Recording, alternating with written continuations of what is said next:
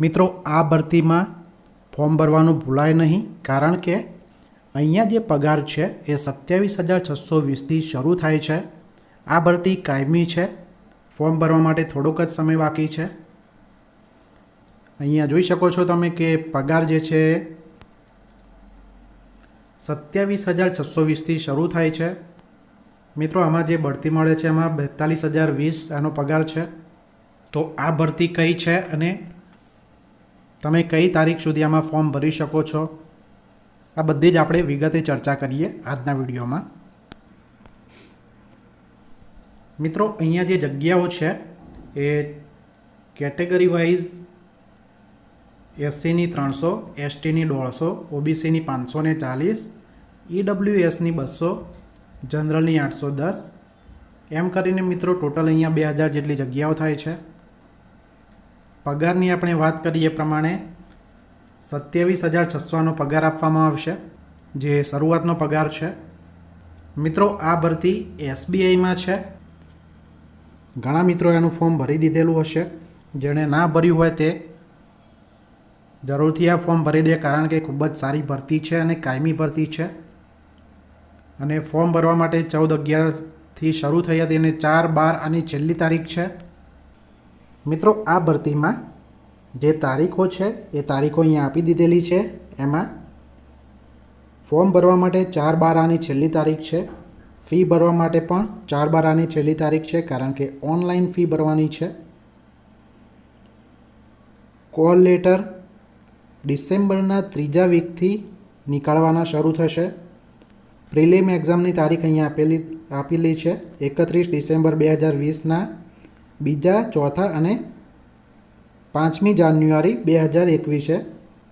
Prelim એક્ઝામનું જે result આવશે જાન્યુઆરીના 3જા વીકમાં 2021માં આવશે। એમ કરીને મિત્રો અહીંયા તારીખો આપી દીધેલી છે। પ્રિલિમમાં જે પાસ થાય છે એની મેઇન એક્ઝામની તારીખ 29 જાન્યુઆરી આપેલી છે। ઇન્ટરવ્યૂ માટે ફેબ્રુઆરી-માર્ચ 2021માં બોલાવવામાં આવશે।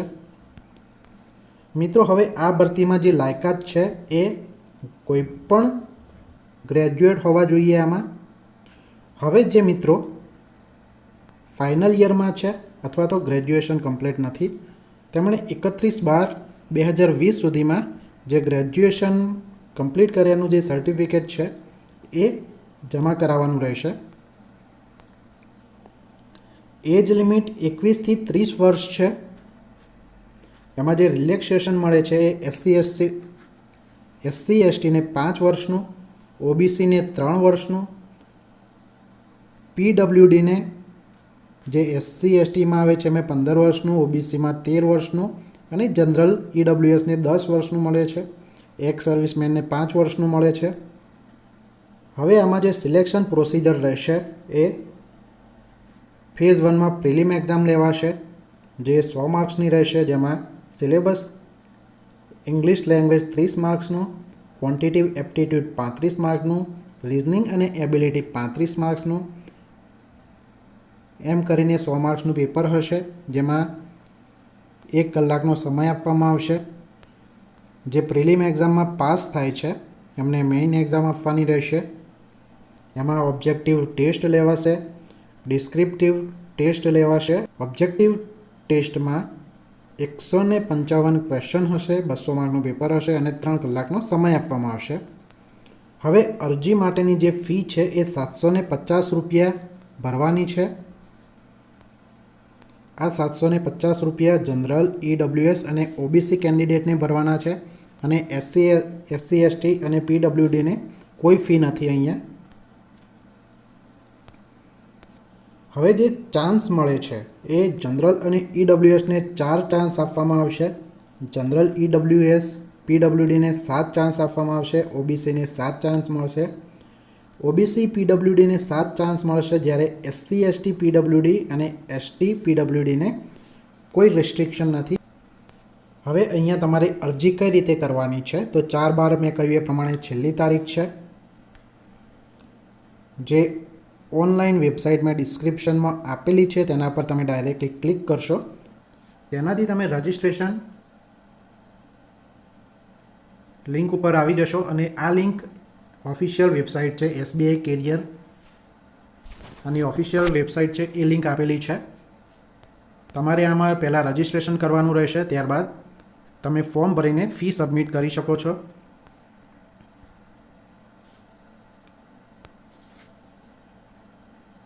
જ્યારે તમે પરીક્ષામાં જાઓ છો ત્યારે આઈડેન્ટિટી તરીકે તમારે પ્રૂફ લઈ જવાનું છે.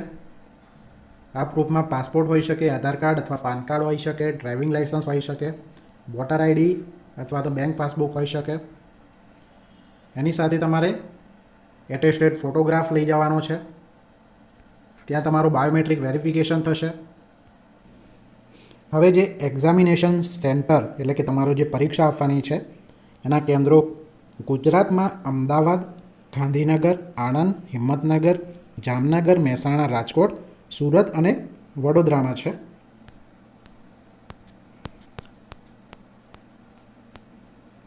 તો મિત્રો આ હતી SBI POની ભરતી, જેમાં 2000 જેટલી જગ્યાઓ છે અને કાયમી ભરતી છે. મિત્રો ફોર્મ ભરવાનું તમારે બાકી હોય તો ફોર્મ ભરી દેજો. ડિસ્ક્રિપ્શનમાં મેં લિંક આપેલી છે, તેના પરથી ડાયરેક્ટ તમે એપ્લાય કરી શકો છો. જેણે ઓલરેડી એપ્લાય કર્યું છે તે કમેન્ટમાં લખી શકે છે. તો મિત્રો નવા વિડીયો સાથે ફરી મળીશું. Thank you.